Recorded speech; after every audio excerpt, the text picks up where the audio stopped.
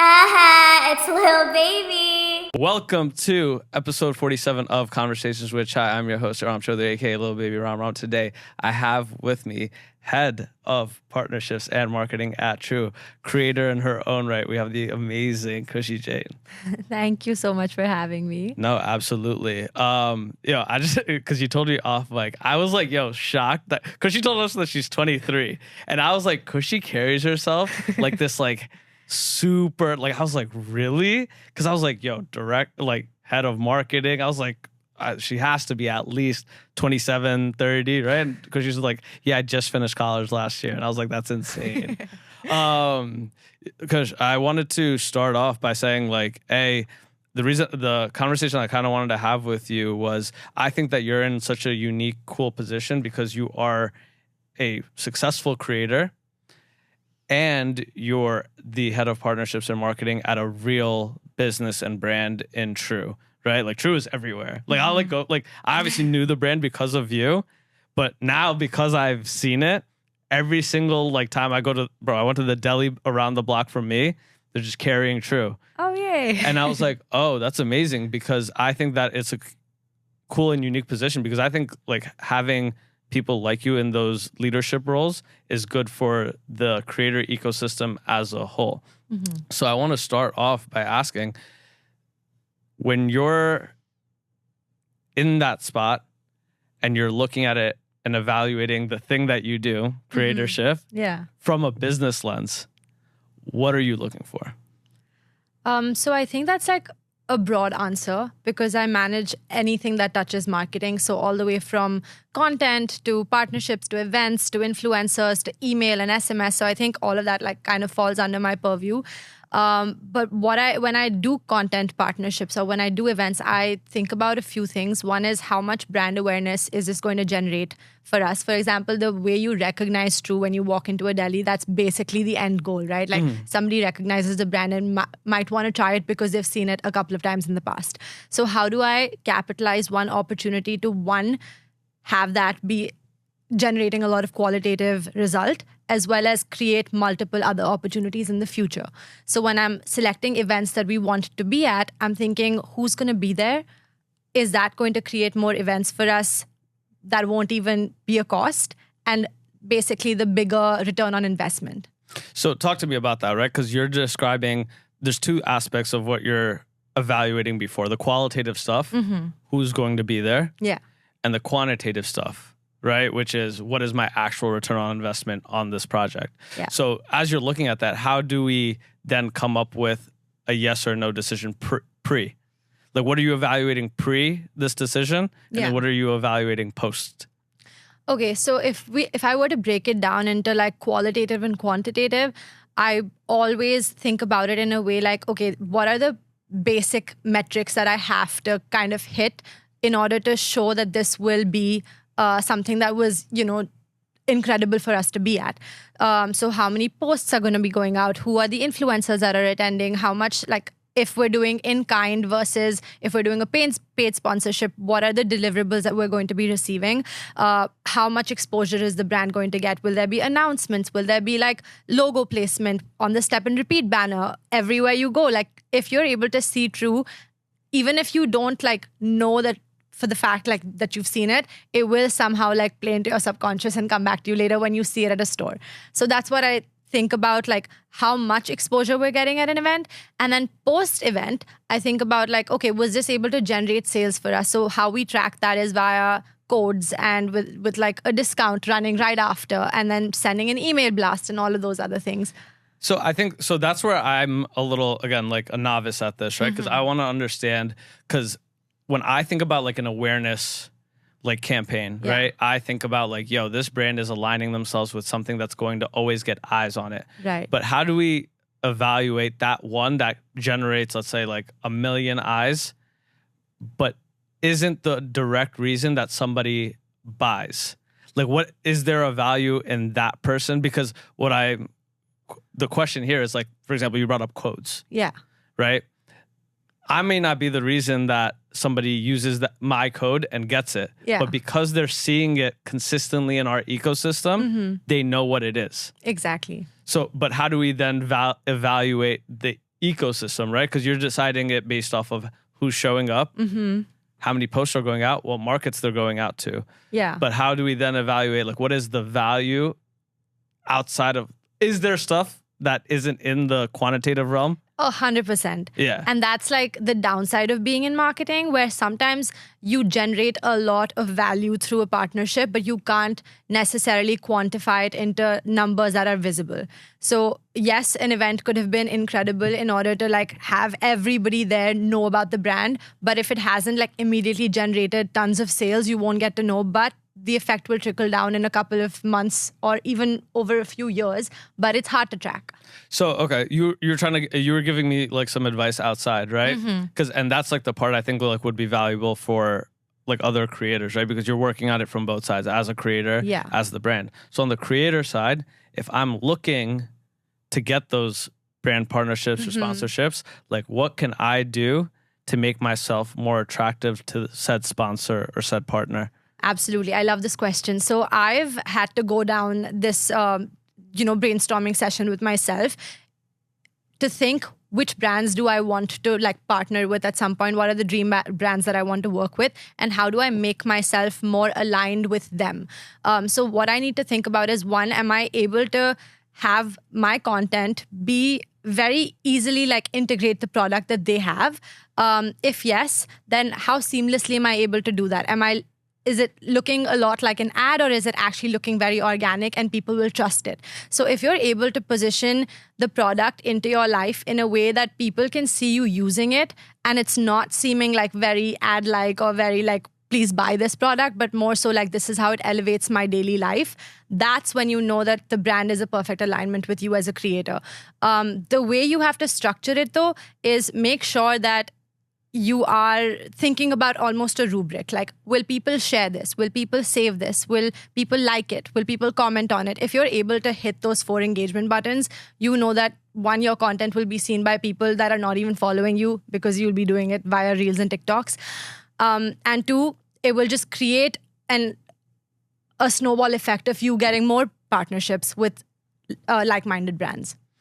So this is where I guess like, walk me through like going back to like the brand side, right? Yeah. When you're looking, right? Like, hey, you just got True's monthly budget, right? Yeah. And you're looking, hey, like how am I using this month's marketing budget, right? Yeah. What is your order of operations, and like who am I going to partner with for this month? Yeah. Is it a long-term play? Like what is the brand strategy in terms of like the marketing aspect, right? Because I think like I always say like this is why I wanted to say like how important you are in terms of like the unique position that you have. Because I think the thing that we lack on the ecosystem side is the knowledge, right? Because True is like a real business, has real funding, right? Yeah. Like a lot of South Asian businesses, when we talk about it like that, aren't these fully fledged out businesses yet that have a true marketing budget.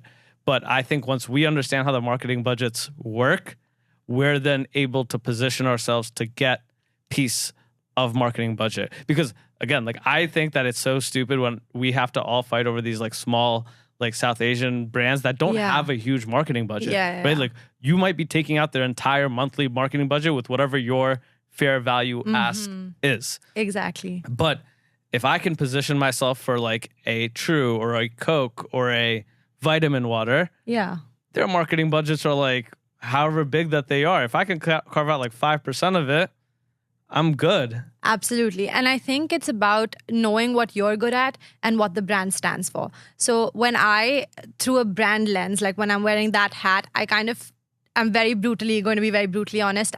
I'm very selective about the creators that I want to partner up with as True, because I want to make sure that every penny that we give to the creator has tenfold the result, right? So how many people will see it? Does this creator or has this creator in the past generated videos that have gone viral? Because that's when you know that like you can get overnight success. And so many brands have gone from like 0 to viral overnight, right? So that's the hope of partnering up with a creator who knows what they're doing, is that how will they be able to showcase that this brand has actually made a huge difference in their lives, and it tastes good, and it's like, so the target audience that we're kind of striving for is wellness oriented, fitness oriented, knows what they're putting inside their body and cares about it, because it is a beverage that has zero sugar, has wellness benefits and all of that. So if a creator doesn't fit that ideal frame, then obviously it's going to be a no. But if they do,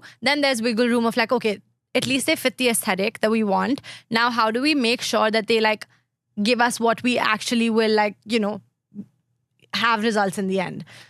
But so this is where I want to not push back, but I want to ask you like a more probing question, right? Yeah. Which is where I think that there's let me start right first saying, I think that there's a qualitative element that I think like a lot of brands miss in terms of brand partnerships, and which is I think long-term brand partnerships. Yeah. Which is I think that your value of said dollar is worth more long-term for certain creatorship partnerships than you having to pay said influencer X amount because that's their rate. Right. What I mean by that is like I think that there's a lot of creators that are on the upward trend that brands miss. And then when they have to then partner with them, it's like, I'm going to charge you my full rate now. Right. Whereas you're very right. You partner with a brand early, it's like, oh, okay, like we can run this. We can scale this together. Forever. Exactly. Yeah. Yeah. And that's what so we realized we came to this conclusion ourselves where it was like actually micro influencers and people that are just content creators or UGC creators, they are actually adding as much value because at the end of the day, reels can be shown to anyone, right? You don't have to have 1,000 followers, or you don't have to have like 100,000 followers in order for it to be seen by 100,000 people. Even an influencer or a creator with 1,000 followers can have that impact. So you need to be wise with who you pick because you can spend a lot lesser money, generate the same result, and have it be a longer term partnership. As long as, and this is where I think that I want to like critique like some marketing budgets, because sometimes I think that they're aligning themselves with the quality is like missing from brand, which is fine. Because I always say that like the brands that you align yourselves with, the places that you show up to, the things that you drink, the things that you support, right, is a reflection of that brand, right? Because I think a lot of brands diminish their brand by aligning with somebody who you're looking at the quality of the content and you're like, oh, if that brand hired you, they're not really what I'm like looking for. Like imagine I just started reading like, I don't know, Cricket Wireless, like ad buys here. Yo, Cricket Wireless, you can still sponsor me. That's huge. No, but like I'm trying to like some random thing that doesn't align, right? And I did it in like the most like whatever way, right? Then I'm aligning with a brand that doesn't really align with me. Yeah, so that's why I said you have to be extremely cautious of who you kind of have enter the family that you have created because they're going to be the face of the brand. So if they're not the face that you want, or if they don't stand for the values that the brand stands for, then that's a misalignment which you don't want. And I think that's like to talk about it from like a personal on the creator side, right? I think that's like a lot of us trying to figure out like who are we trying to curate to, right? Absolutely. Some of it is like authentically us, right? But like we were talking about it like off mic, the persona and the person matters, right? Or at least whatever the persona and person is perceived as matters, right? Because then your audience will understand like what is this brand and is it signing up for me? I had to learn that the hard way. Somebody in my Discord was like, yo, because I was dropping just like every opportunity that came across my desk. And somebody was like, yo, when you put a opportunity there, you are co-signing the efficacy of that opportunity. Your name and brand is now associated with whatever opportunity you just plugged. And if it's a shitty opportunity, that's what's going to get associated with your brand. Yes, exactly. Which is why I think a lot of creators, if they're like starting out, I think it's very important to first build your brand enough that you can charge your amount and then take on partnerships that will compensate you for what you're worth. But don't settle for something that's like peanuts, but will taint your image or like will not help you solidify, or like if you cannot introduce yourself in like 3 brand niche words, that's when it goes wrong. And if you are able to do that, then you can also charge your rate. I think that's like a very difficult part when you're starting off, right? Because we all want I was telling you how expensive this podcast is, right? But we all want to get to the bag, right? Right. But you have to sacrifice that short-term gratification for that longer-term, bigger bag, right? And most of us don't have the patience for it, or we're not willing to be uncomfortable. Like you're not willing to be uncomfortable for 6 months until that next bag and say no to all the $20 checks and the $50 checks and the $100 checks, right? Yeah. I go through that now, right? Like I'm just like, yo, like people offer all the time, like, yo, do a quick like ad read. I'll give you 120. Yo, I would love to, because 120, bro, good dinner, like just even offsetting basic costs. But it's like, damn, is that 120 really worth whatever bag I'm trying to build to? Probably not. Exactly. But understanding that sacrifice as a creator early is a very, very difficult ask when you aren't totally sure what the next bag is, what it looks like, and when it's coming. Right. Exactly. And I think that's something that like a creator needs to ask themselves before they start out creating, is that why am I doing this? If you know your why, if it's to show up to inspire people, if it's to create a happier place online, if it's to generate a community that supports you and gets inspired by you, then you have to be more inspiring with the choices that you make. And that means saying no to a lot of things that don't serve your purpose right now or will like contribute to instant gratification but not long-term benefit, you know? Yeah, because, and again, it's like so tough because I'm somebody who I want to say, I've always been like the say yes to every opportunity, right? But you realize that has, and I used to always think that, oh, it's never a bad thing to just say yes to everything. Right? Because it's like, oh, like it's fine, right? It's just another opportunity. Yeah. But as I'm But when you say yes to everything, you're saying no to yourself sometimes. And no to the real vision. Like you're like saying no to the thing that you're truly trying to do. I like realized that I was like, damn, like, you know why? Like I just keep like meandering. It's because I say yes to a billion different things in a billion different 100%. directions. And I don't get to ever swim in a singular direction anywhere. Right. And it's like, oh, like, no, I got, everybody knows I got like let go from my job like a couple of weeks ago, right? I like realized that I finally had time to just sit and focus on just this. And I would say the progress that we've made on the pod stuff in the last 2 to 3 weeks. I love your mindset. I love is more than I ever could have just because of the singular direction I get to swim in. And I always tell myself, like, whenever there's any sort of rejection, like, rejection is redirection. Everything happens for a reason. And when one door closes, several others open. So I love that your mindset is all about like, what this is for me, not to me. Like this is not happening to me. It's happening for me. For me. And I think that the direction is important. And then I get to critique, okay, like how am I swimming? How am I running? Yeah. Right? Because as soon as like now I like realize like before it was always like, it's interesting to see like the mind shift just change over like weeks, right? It was, yo, I got to think about a billion different things. Yeah. Then it goes to, oh, I only got to think about this one thing. And then it goes to, oh, now I can finally focus on myself to get that thing. Yeah. Because now that I have a direction and it's there, now I'm a psychopath. I write down in my notes.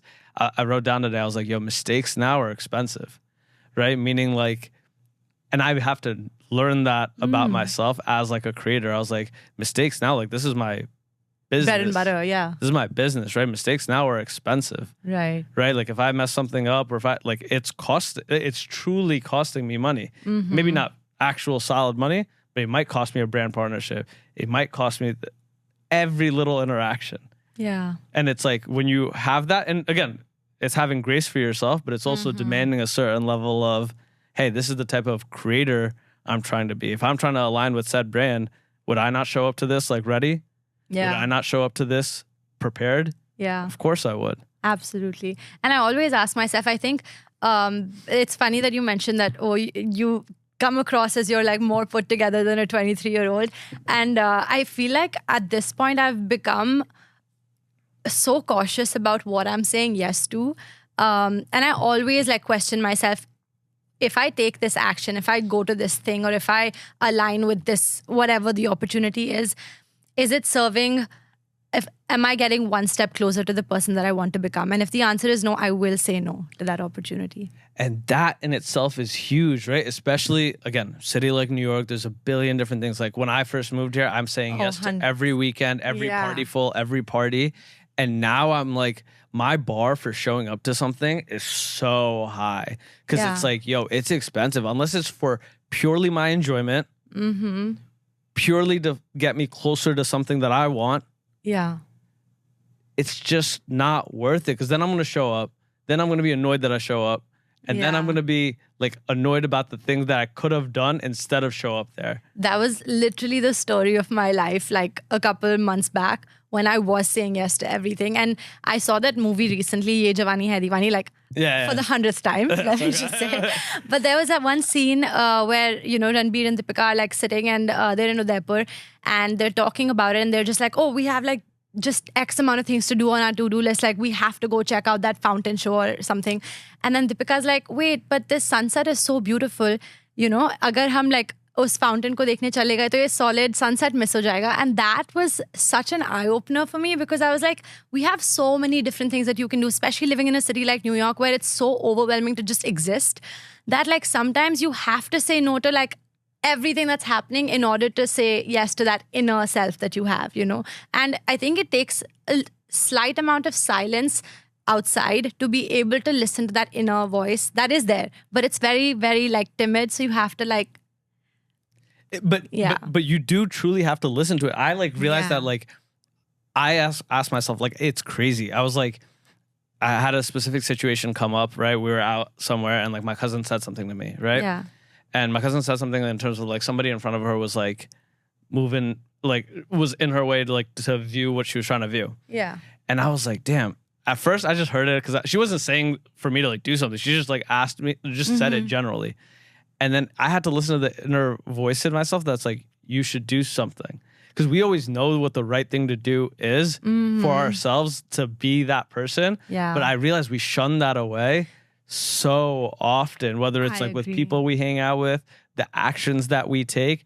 Like I know, like in my head, like it's like, oh, like I know what the right thing and what I want to do and what will make me feel better is. Yeah. But then it's so easy to quiet that down and just go with like an easier option. The funny thing is, like, if you're able to listen to your intuition and just phase out the distractions, you will be a lot more content in your life. And I think a lot of us, like when we're young, we do end up, there's so many different pieces of advice, right? Say yes to everything. Like don't ever say no. Always show up. Like always, you know, basically like be at the receiving end of any opportunity. But at the same time, like if you're not picky, then you will be lost. Because everything will like, then you won't know what your why is, why you're doing anything.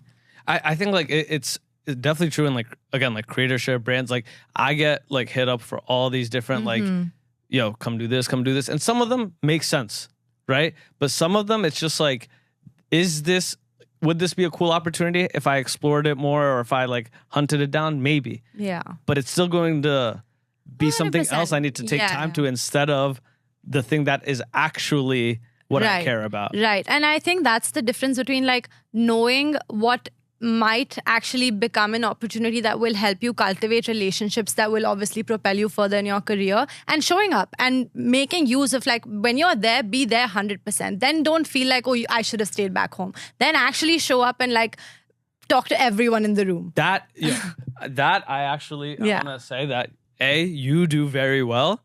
Chirag does very well. Yeah. And I realized that I need to be more intentional about.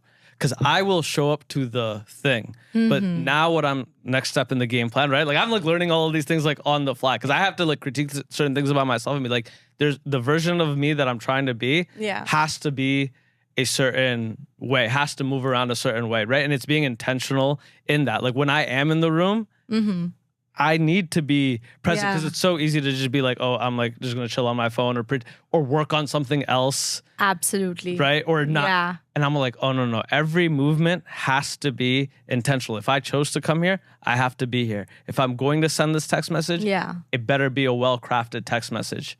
Right? Like all of those things I realize are so important. Like I've had to like almost like start making it like systematic. I realized like a couple of weeks ago, I was like, damn, I always wanted to cultivate this like community of creators, right? And relationships. Like I didn't want it to just be like, oh, you did the pod and then like that was it, right? Yeah. I wanted it to truly be a relationship and truly a community. Yeah. And I realized, I was like, damn, have I been moving around like the person that is creating that? And the answer to myself was tough. It was no. I was like, damn, like, so I did the pod however many months ago. Did I have I checked up on him? Right? Like, whoever it is, right? Yeah. Like, even if it's like a quick, like, yo, like, how are How's things it in like your going? world? Yeah. Right? Because I think that's like important. Like, if you just do the thing and there's no, never a relationship, who cares? This pod lived for like a week. Yeah. Outside of the hour that it was on, maybe it lived on the internet for a week. Yeah. But the relationship is the real thing. And I think like understanding those things makes you a little bit more intentional. I like literally have like a Tuesday reminder. That's like my day. Tuesday evening, I have to hit up one friend and one person in my professional network Yeah. once a week. Just because like I know that if I don't have that one time, text, honestly, might just make someone's day, you know. And it's so great to like hear from a friend that you haven't caught up with in so long.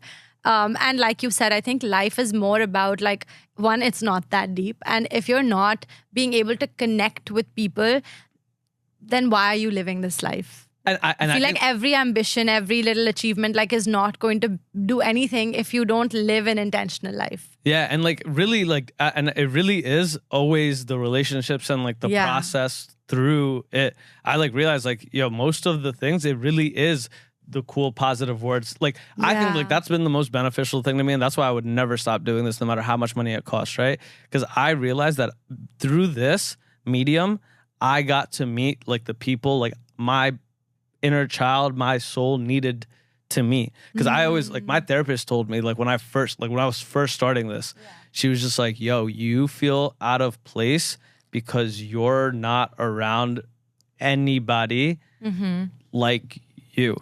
Yeah. And that's why you feel like misunderstood, alone. But as soon as you get around yeah. people that you can align with, you'll feel like, oh, they're so familiar. You'll feel like, hey, like we share something. And I realized like that to me is this community, is this creator community, are these business owners, are these like, I like realized it right away. I'm like, oh, like I don't, even though it's such short amount of times I've known people, everyone feels like, yo, this is what my soul needed. Yeah. Right. And I think that in itself, like reminding ourselves like in the process and journey of it all, to be grateful for that. Right. Yes, exactly. And it's honestly about the impact that you're able to make on somebody else's life in a positive way.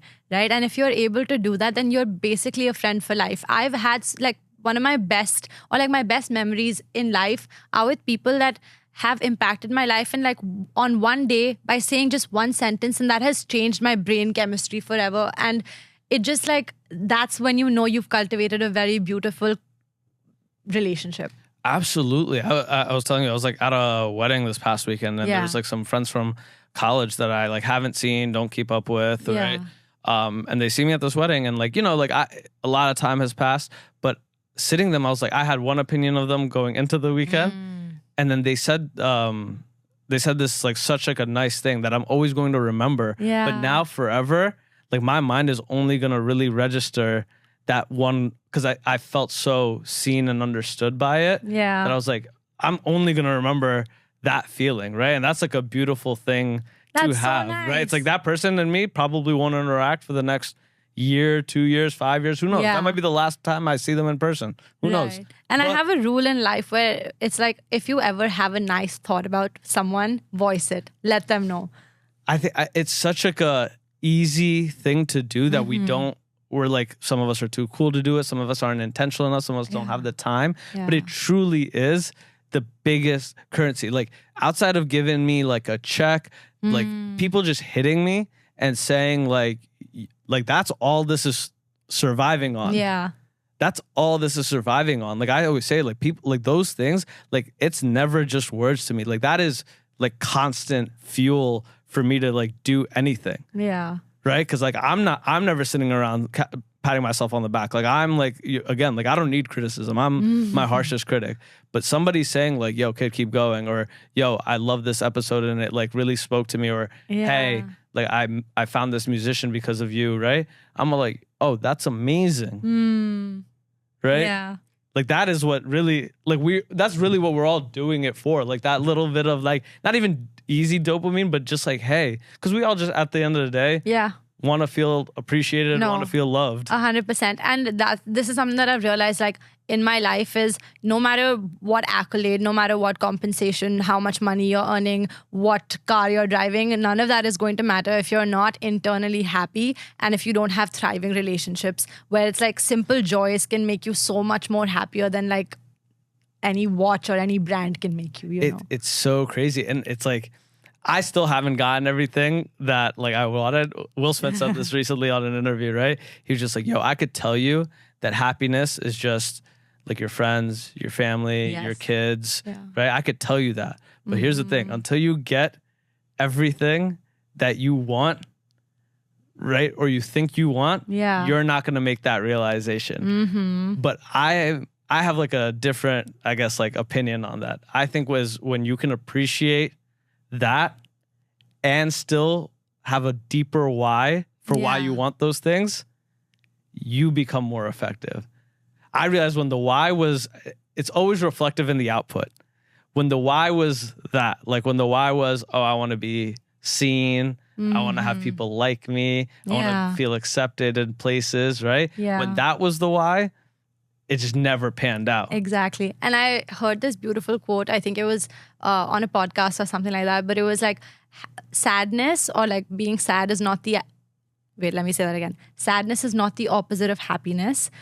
Desire is the opposite of happiness. So when you're constantly in this mode of like, oh, I will be happy when I get this, when I have this, when I, I'm able to like go to this party. That's when you know that there's a difference between where you are right now and where you will be. And the thing is that a lot of the people that are here already are also not happy. So what we have to remind ourselves is that let's not be happy with like, oh, when I get this, but like I am already happy with what I have. And that is like true contentment and true joy.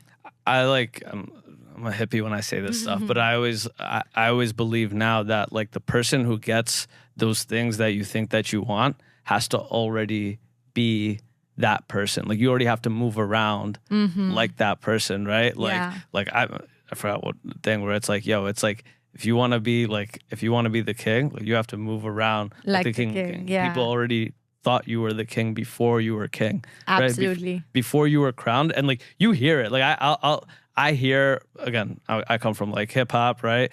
And I hear all these like interviews where like people are saying like, bro, I'm like the greatest. Like you hear Drake saying like, yo, I'm the greatest to ever do this. And this is like 15 years ago when Drake is like a nobody, right? Like, cause you have to believe and move around like you're that person. Like you have to believe that about yourself. Absolutely. More than anything. Exactly. And I am a big believer of fake it till you make it. Like you have to honestly manifest that for yourself, and that is by acting like the person that you want to become, because I feel like your brain doesn't know the difference between who you are and who you want to be. But if you start acting like the person that you want to become, that's when you're already there. But it's tough though. So I absolutely agree with the sentiment. I just hate the phrasing of fake it till you make it, because I am and you are that. You get what I'm saying? Like you are those things. You are that person. You just haven't arrived at that yet. What you're making is the conscious effort to be that right now in the present. Yeah. While I agree with you, I also agree that like when people are self-aware, there is almost an element of disbelief that comes into play when you think that when you're trying to convince yourself that like I am this person, but you internally know that you're not there yet. So that is when the phrase fake it till you make it helps, because you recognize that there is room for you to grow, but you still have to act like that person because you will get there. And I think absolutely, and we were talking about this before. I think that's where the repetition of being that person in every spot comes into account. Because I realize like some days I am that person, and then other days I can identify when I'm not, right? And it's like making the conscious effort to be that person day in and day out. That's when it becomes, you wake up one day and you're like, oh, I'm just that person, right? Like I like to think I'm like the type of person that, hits the gym every morning, no matter what, 7 days a week. Yeah. I know I'm not that person, but I know that I can be because I've shown myself, hey, I can be that person. Yeah. But I have to now be that for not just 6 days straight or 7 days straight. I have to do it for like a month straight. I have to do it then maybe a lifetime straight. Mm-hmm. Not that you're always going to be perfect, but to understand that, hey, like I can be that person. Yeah. And I think that this is where like creatorship is interesting because it truly makes you challenge all of those things about yourself. It does, but in a sort of way, it also keeps you accountable. And the way I've seen myself like transition into slowly becoming the person that I want to become like even 3 years ago is by showing up even just for the camera. Like the fact that I sometimes record like a wellness video or a day in my life where I'm getting myself to the gym for the purpose of filming myself at the gym, I'm still at the gym. You know what I mean? Yeah. So like, I feel like the act of being a creator where you're like almost in a role of an actor where you're putting on a character and you're just like, I am going to be that girl because I want to be that girl.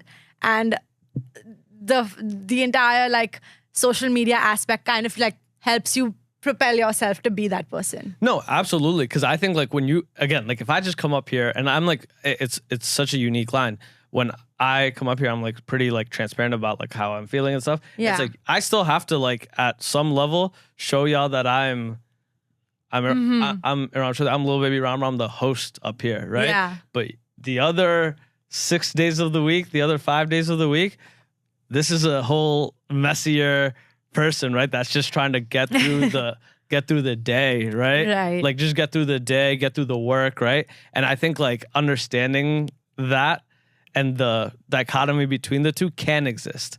Because if you just like, because I think I would have a hard time like growing up like compartmentalizing like emotions. Like I would let Right. something bleed into everything and vice versa. Yeah, wait, I actually am quite intrigued. Can you explain more on like what you mean by compartmentalizing? I think like, so like, for example, like if today I had a busy day, Yeah. right? I'm feeling maybe tired, stressed out, whatever, but that has nothing to do with this moment. Yes. What happens in this podcast has nothing to do with what happens Outside of this, yeah. outside of this, right?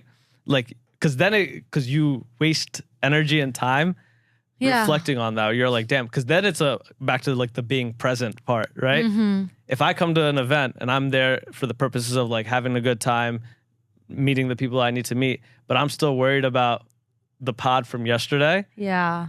I'm ruining another opportunity Yes. over something that's already Yeah. missed. Sunk cost fallacy, right? It's like, Can I give you a trick and Yeah. a tip for this? The way you bounce back from anything that hasn't gone according to the plan is literally by like telling your brain this little thing. 1, this too shall pass. Everything is transient. So no matter what I'm feeling right now, I'm not gonna remember what I was feeling like 10 days from now. So why should I spend another minute getting bothered by whatever I'm consumed in right now when it is not going to matter? So you just have to almost fool yourself where it's not that deep and I can like recover from this. And what you choose to feed yourself is what grows, right? So you have to be picky of like what you let amplify. and again, back to like what you're being picky about. Yeah. If you choose to pick on the past, it's wasted times over things you can't change. Yeah. If you choose to stress and anxiety, stress about the future, you're not doing the things in the present to even get that. It really comes down to What are you doing right now? just be here. Yeah, just be here. It sounds so simple, but I understand know. why it's so tough in our It is. society, right? Like we're all like dopamine and chemically imbalanced, Yeah. right? Like there's so much that goes into it, but it's like really just in this moment, unless you're dying on the floor right now, like where are you? Exactly. Right? Like your bills are still going to be due next week. You still messed up and had that awkward conversation with your friend last week. Those things aren't going to change. Yeah, exactly. And what I will also say is like whatever your past has taught you, just kind of think about it as if like any mistake is information, any failure is, not the opposite of success. It's a part of success. So if anything, it'll help you like bounce back to where you're supposed to be right now. And then give your 100%, like you said, like be fully present and be like, how can I make 100% productive use of this moment? No, absolutely. I think like the brain pattern recognition is such an important thing that we like underutilize, right? Yeah. Like in poker, right? Like if you're an amazing poker player, you know all of the past spots you've been in. You know all of that is information. Like all of that is lessons that you've learned the hard way, the easy way, however you've learned it, you've learned it. So when that spot comes up, as long as you're being present and thinking about the situation rationally, you will make the most informed decision. And that's true in life as well, right? Yeah. Where we have all of our past things. Like I always say it, like I know it's so stupid. Like I have to relearn the same things, but it's my brain like finally catching up on patterns, right? Yeah. It's like I know when I don't go to the gym and I don't get ample sleep, how I feel. Yeah. So why am I not just doing the thing, right? And then eventually you're like, oh, again, I made that realization. But it's pattern recognition. I saw it again. Let's do it again. Absolutely. And the one thing that I've actually kind of, because I felt the same way, and I would have these conversations, like at the end of the day, I'd be like, why am I feeling like this? And it would all come back down to like how I used my time that day. And so there are some like practices that I've started incorporating into my daily life where they're non-negotiables. So for example, when I wake up, there has to be some element of like getting in touch with my emotions, whether that's through journaling, whether that's through calling my mom and like talking about my day. It just helps me feel more grounded and more aligned with little Khushi. And then I go to the next aspect of it where it's not emotional, and the first part is like emotional spiritual connection. The next part is physical connection, where you have to feel more energetic, because as soon as you like get off your bed, you're not going to be like work mode. So even though it sucks, you have to get yourself to get some movement, and whether it's an at-home workout or getting yourself to the gym, I think having that one dedicated hour stipulated to movement in the morning is so crucial for how you lead the rest of your day, that then you don't have to worry about the rest of the day. Then you're just in a very good state of mind. Your dopamine, endorphins levels are high. Like everything's kind of just like working out for you. And I'm not saying like go crazy at the gym. Just show up and then just let yourself check that box. You can always go in for a second more challenging workout, but I just think that one practice in the morning has changed my life. And I think like having a box, everyone's boxes are different, right? But I think having boxes to check every day is so important, because it really builds. We talked about how do you become that guy or that girl, right? And it really comes in building that confidence in yourself, and it starts off with those little things, right? Like it starts off with, last night I said I was going to go to the gym. Did I go to the gym? Yes, amazing. That's what he would do. Yeah. Right? Last night I said I would work on this like project for the podcast and get it done today. Okay, I got up and I did it. That's what he would do. Yeah. It's like, oh, maybe I am closer to that, right? And then when you miss it, it's like, oh, I'm not again. But it's like consistent repetition and motion. I think the highest sign of self-compassion and self-love is to do the things that you said you would do, and showing up for yourself in whatever way makes you feel like the best version of yourself. So for most people, it is movement and it is going to the gym, because when you look good, I know it sounds a little shallow, but you feel good, and you have to do it in a healthy way. I'm not saying starve yourself or like over exercise. It's crazy. Like, so I obviously like now I just like work fully at home, right? Yeah. And I realized like people would say this during COVID all the time, but I finally understood it. I was like, oh, when I wake up, shower, go to no, you're good. I'm sorry. No, when I wake up, shower, go to the gym, right? I like put on like a real outfit. My friends are like, yo, where are you going? And I was like, nowhere. I'm like sitting at my desk all day. Yeah. But just like being like, exactly. Hey, like this is how like I look like the guy that would be here. Cause I like think about it. I was like the highest version of me, or the version of me that has all the things that I want. Yeah. Is he just like rolling around in like last night's t-shirt and like some shorts and like working? I don't know. I don't think so. Exactly. Right? Like it doesn't feel like it. Exactly. And that's why a lot of people, you must have heard like gurus and people who like help you cultivate a better lifestyle, is like the first task that you have to do as soon as you roll out of the bed is make your bed, is because that's the first task of the day. And when you complete that, you're already in the mode that like, now I'm set up for success because I completed this first task. But if you don't make your bed, then you're just like, why should I do any of it? Yeah. Well, it's like whatever that task is like for you. And I think like, cause I used to like really fall into those traps where I would try to build out routines based off of other people's routines. Right. But again, back to truly knowing yourself, like sitting in silence and understanding like what makes you feel good is so important. Right. Like I like realize now, like I was like, damn, I used to just sit anytime I would have like a bad moment, again, like healthy coping habits and healthy analysis of emotions, right? I would just like I would like smoke or I would like drink, and then I would just like think about it and fester. I realize now, like, oh, like the thing that works for me is, I immediately, because I tried the whole journaling thing, and I was like, oh, that's like not for me, but other people do it, works for them. I realized, like, for me, I need a call to like one of like 4 people in the world, and if I have a 5-minute call with them, like, and I tell them like, yo, this is how I felt. I don't know why I felt it, or this is how I felt. What do you think? Talk to me. After that, I'm good. I'm like back to regulated. I think identifying that in myself made things so much quicker. Yeah. Right? Yeah. It's like, it made it so much quicker. It's like, oh, like that's exactly my process for getting through things, right? Because everybody needs to find their process and their toolkit for whatever situation. Yeah. How do you deal through sadness? How do you deal through happiness? Right. How do you deal through with like loss? Right? And having those built out practices for yourself. No, I love what you're saying, because when you go to people that you love and trust, you're able to like get a second opinion, and which is so helpful.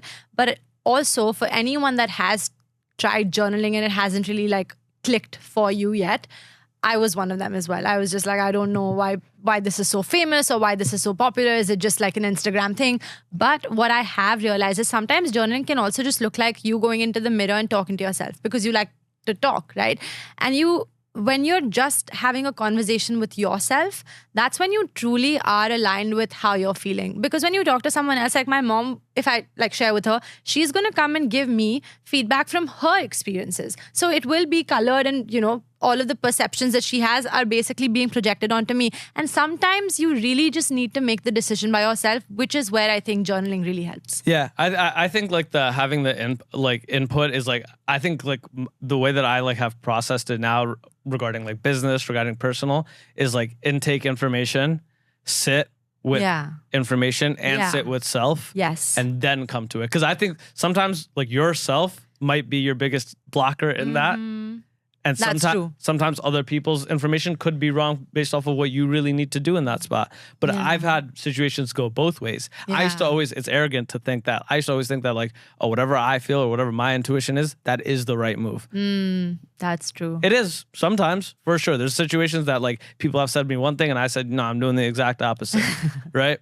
But I've also sat and done what they've said and came back to it later and I've been like, yo, that was the right move. I'm gonna be transparent. So like, I was telling you earlier, like we had brand sponsorships here, and again, this is my ego, arrogant emotions, right?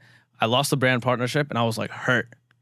I was hurt, and I was like, oh, I want to talk about this, and I want to talk about it in a specific way, right? Because I'm angry, right? And I was ready. Like the next day, like we were recording, I was like ready, right?